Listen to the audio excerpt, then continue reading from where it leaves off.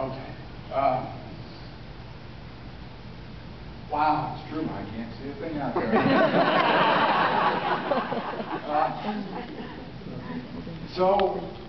Space camp. It's a truly special place, and it's a special time when we come for Science Week, which is.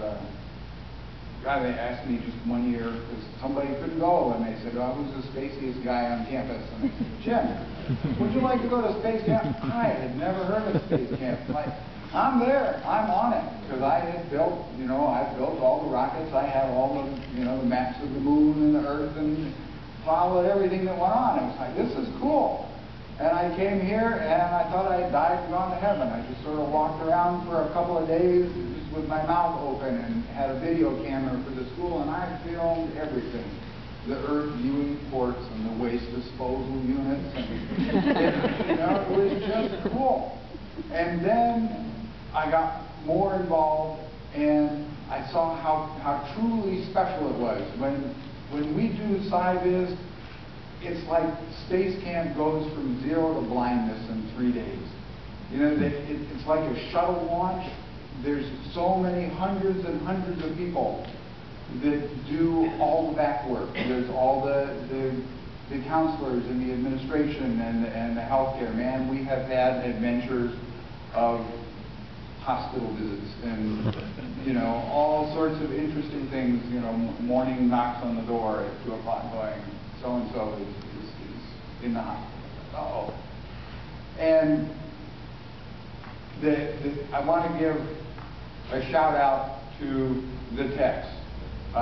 The techs and I have bonded in a way that is truly unique, and our job is to make it work for the students. And we do. This is just not anything I was going to say. It's all written down there, and it's all that.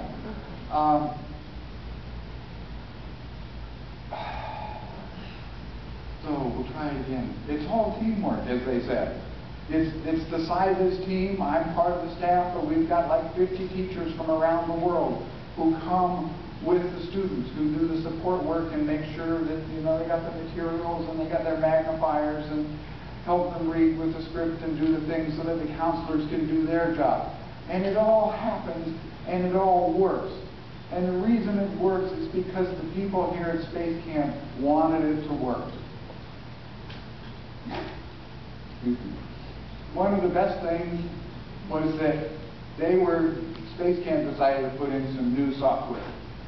And I remember we heard rumors, because after all, this is space, and there's always rumors and there's always anxiety about, is this true, is this going to happen, isn't it going to happen? And we heard about this new software, and I sweat for years. It's like, oh God, what if they don't make it accessible?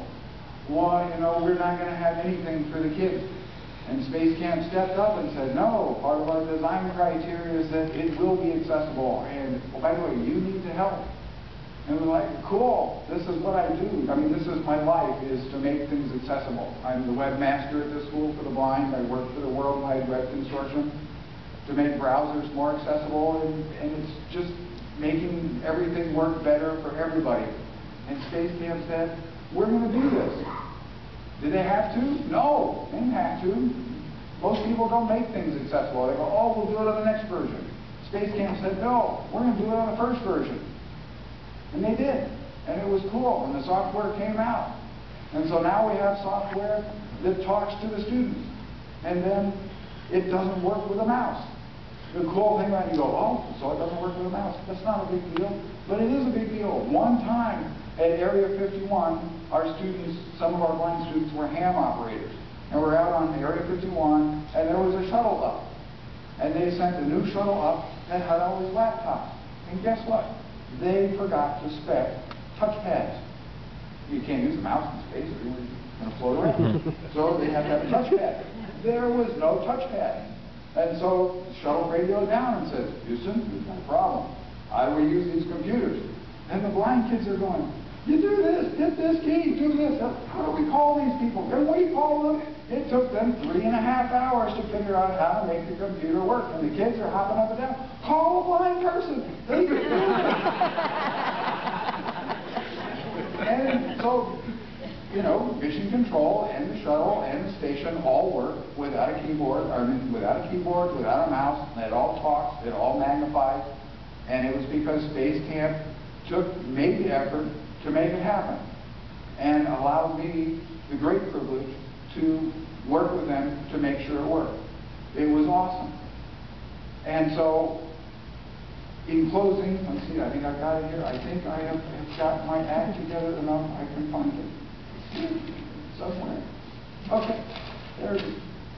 The other thing that is really, really cool, because I have seen kids come in with their head hanging and shoulders slumped, and I'm this poor little blind kid. Nobody has any expectations for me. Everybody has told me always, I can't do this, you're blind, how are you going to do it? You can't do that, you're not allowed, oh, it's dangerous. They come here, and Space Camp says, fine, do it.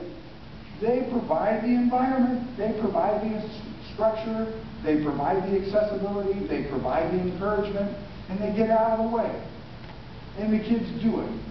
And they're just fabulous. It just changes their lives. And it's touched me.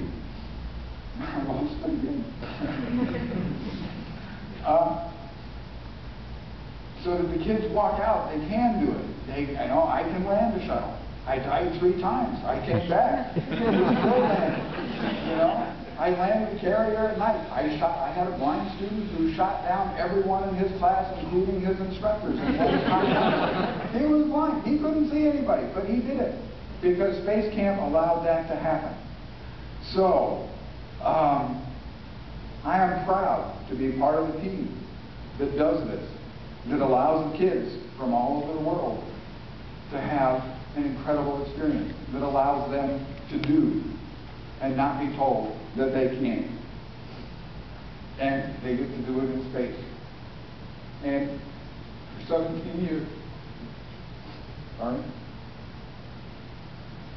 I have lots of wings from all the graduation classes, and I've never worn my wings out of respect and honor for the kids who have done all the work and flown the missions. And I think today I earned my wings. I want to say thank you.